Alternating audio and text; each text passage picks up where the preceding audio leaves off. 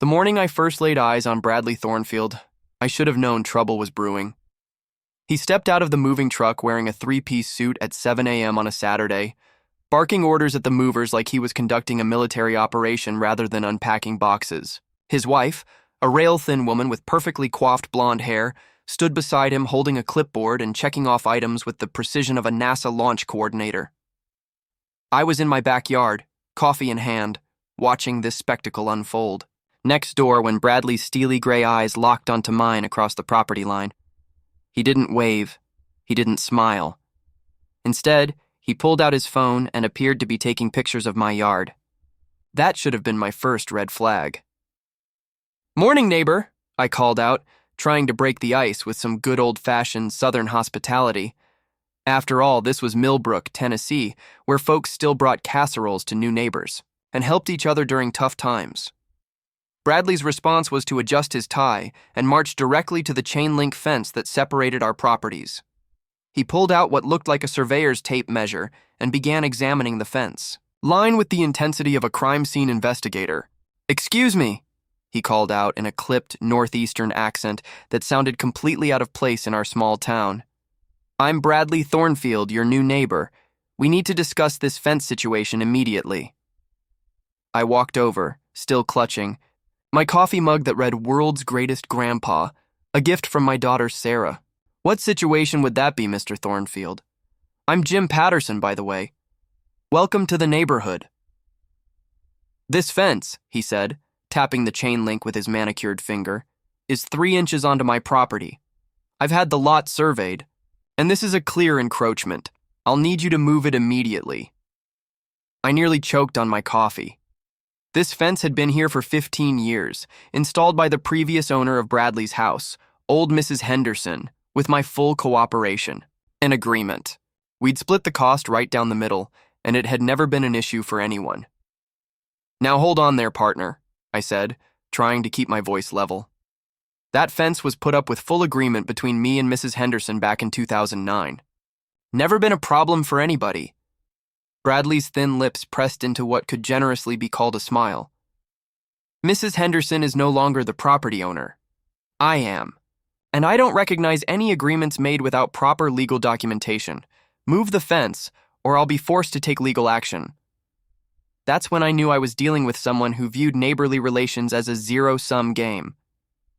Over the next few weeks, Bradley proved my assessment correct in ways that would have been comical if they weren't so infuriating. First came the noise complaints. Bradley called the police 3 times in 1 week, once because I was mowing my lawn at 8 a.m. on Saturday, well within the city's noise ordinance, once because my grandson Tyler was playing his guitar on the back porch at 6 p.m. on a Tuesday, and once because my old blue-tick hound, Duke, had the audacity to bark when a squirrel ran across the yard. Officer Martinez, who'd known me for 20 years, apologized each time he had to come out. "Jim, you know I have to respond to every call, but this is getting ridiculous. That man's complained about half the neighborhood already this month." But the fence remained Bradley's obsession. He hired a surveyor, then a second surveyor when the first one's measurements didn't satisfy him. He sent me certified letters demanding I move the fence. He even contacted the city about zoning violations, hoping to find some technicality that would force my hand. Meanwhile, Bradley was transforming his backyard into what looked like a resort. Construction crews worked from dawn to dusk, installing an enormous in-ground pool with a spa attachment, complete with a waterfall feature and underwater lighting. The pool deck was made from imported Italian marble, and he'd installed a cabana that was nicer than most people's houses. "Must have cost him a fortune," my neighbor across the street, Betty McGill, commented one afternoon as we watched another delivery truck navigate the narrow streets of our subdivision. "That pool equipment alone probably cost more than my car." I had to admit it was impressive, but Bradley's attitude toward the rest of us hadn't improved one bit. If anything, his wealth seemed to make him more arrogant. He complained when kids rode their bikes past his house, claiming they were lowering property values. He called the homeowners association about Betty's flower garden, saying her roses were an eyesore. He even had the gall to suggest that my 30-year-old oak tree was a hazard because some of its branches extended over his property line. The final straw came on a humid Thursday evening in July.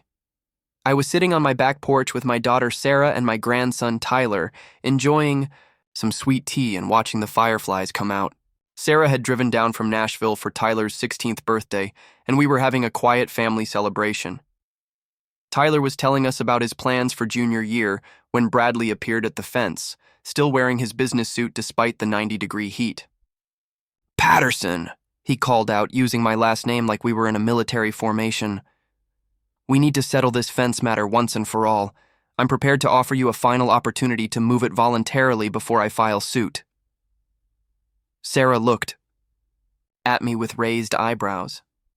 She'd heard all about Bradley during our weekly phone calls, but this was her first time seeing him in action. "Mr. Thornfield," I said, standing up slowly. My 62-year-old knees weren't what they used to. As I've told you repeatedly, that fence was installed with full agreement between both property owners. It's been there for 15 years without any issues." "I don't care about ancient history," Bradley snapped. "I care about property rights and legal boundaries. Move the fence or I'll see you in court." That's when Tyler, bless his heart, spoke up. "Sir, why don't you just move your own fence if it's such a big deal? Seems like you've got plenty of money for fancy pools and stuff." Bradley's face turned an interesting shade of purple. "Young man, adults are speaking. This is a matter of principle. 3 inches is 3 inches, and I won't have my property rights trampled by some backwoods." "That's enough," Sarah interrupted, her voice carrying the authority she'd developed as a nurse supervisor. "You need to watch how you speak to my family." Bradley straightened his tie and gave her a condescending look. "And you are?" "I'm the daughter of the man whose property you're standing next to, demanding things you have no right to demand. And I'm also someone who knows a bully when I see one." The next morning, I found a certified letter in my mailbox. Bradley was making good on his threat. He was taking me to court over 3 inches of fence line. The letter, written by some fancy law firm from Nashville, demanded that I remove the fence within 30 days or face legal action for property encroachment, trespassing, and damages. I called my old friend Pete Kowalski, who'd been practicing law in Millbrook for 30 years. Pete had handled my wife's estate when she passed 5 years ago, and I trusted him completely. "Jim," Pete said after reviewing the letter, "this is what we call a nuisance lawsuit. This Thornfield character is trying to intimidate you into compliance. But here's the thing. If that fence has been there for 15 years with the previous owner's consent, and you've maintained it openly and obviously, you might have what's called adverse possession or a prescriptive easement. In English, Pete, basically, if you've been using that land openly and continuously for more than 7 years, which you have, the law might recognize your right to continue using it, regardless of the technical property line." But Pete also warned me that fighting the case could be expensive and time-consuming. Bradley had deep pockets and apparently an unlimited appetite for legal warfare. I spent sleepless nights thinking about it. Part of me wanted to just move the damn fence and be done with it. 3 inches wasn't worth the stress and expense of a court battle, but another part of me, the part that remembered my father's stories about standing up to bullies, the part that had served in Vietnam and learned that sometimes you have to fight for what's right, that part refused to back down. The neighborhood rallied around me in ways that restored my faith in human nature. Betty McGill organized a legal defense fund, passing a coffee can around the subdivision. The Hendersons' son Mark, who'd inherited their old house 2 streets over, provided a sworn affidavit confirming that his mother had agreed to the fence placement. Even kids in the neighborhood started referring to Bradley as the mean pool guy. But Bradley escalated things further. He hired a private security company to install cameras pointed directly at the fence line, claiming he needed to document ongoing property violations. He began filing noise complaints about everything from my lawnmower to Duke's occasional barking. He even called animal control, claiming Duke was aggressive and dangerous, despite the fact that Duke was 12 years old and spent most of his time sleeping in the shade. The breaking point came 3 weeks before our court date. I was working in my garden when I heard shouting from Bradley's backyard. His voice was raised in anger, and I could hear someone else, a younger man, trying to explain something. I don't care what the inspection report says, Bradley was yelling. I want this fixed immediately. Do you have any idea how much I've invested in T? 2 weeks after Bradley dropped his lawsuit, I thought our neighborhood drama was finally over. The man had bigger problems than my fence. His pool situation had spiraled into a legal nightmare involving the city, his insurance company, and at least 3 different construction crews. I figured he'd learned his lesson about picking fights over property lines. I was wrong. The trouble started again on a rainy Tuesday morning in September. I was in my workshop refinishing an old rocking chair for Sarah's new apartment when I heard the rumble of heavy machinery next door. Through my workshop window, I could see a massive excavator in Bradley's backyard, along with what looked like a geological survey team. Duke started barking, not his usual lazy woof at squirrels, but a deep, agitated howling that made the hair on my arms stand up. Animals know things, my grandfather used to say. They sense what we can't. I walked out to my back porch and was shocked by what I saw. Bradley's entire backyard had been torn up. The failed pool had been completely removed, leaving a crater that looked like a small meteor had struck. But that wasn't what caught my attention. It was the look on Bradley's face. For the first time since I'd known him, Bradley Thornfield looked genuinely frightened. He was standing next to a man in a hard hat, both of them staring down into the excavated area. Even from my porch, I could tell something was seriously wrong. The body language, the hushed conversation, the way they kept looking around nervously. This wasn't about pool repairs anymore. "Mr. Patterson?" a voice called from my front yard. I turned to see a young woman in a business suit walking toward me. "I'm Detective Sarah Chen with the Tennessee Bureau of Investigation. I need to speak with you about your neighbor's property." My blood went cold. The TBI only got involved in serious cases, the kind that made the evening news. Detective Chen was professional but clearly troubled. "Sir, we've received reports of some unusual discoveries during excavation next door. I need to ask you some questions about the history of this neighborhood, particularly about the previous owners of that property." We sat at my kitchen table while Detective Chen opened a tablet and pulled up what looked like old property records and photographs. "How well did you know Mrs. Eleanor Henderson?" she asked. "Eleanor? She was my neighbor for 12 years before she passed." Sweet old lady, kept to herself mostly. "Why are you asking about Eleanor?" Detective Chen's expression remained neutral, but I caught something in her eyes, a flicker of concern that made my stomach tighten. "What can you tell me about her family? Did she have visitors? Any relatives who came around regularly?" "Not that I remember. She always said she was the last of her line. No children. Husband died in Korea back in the 50s. She did mention a nephew once or twice, but I never met him. Said he lived out west somewhere."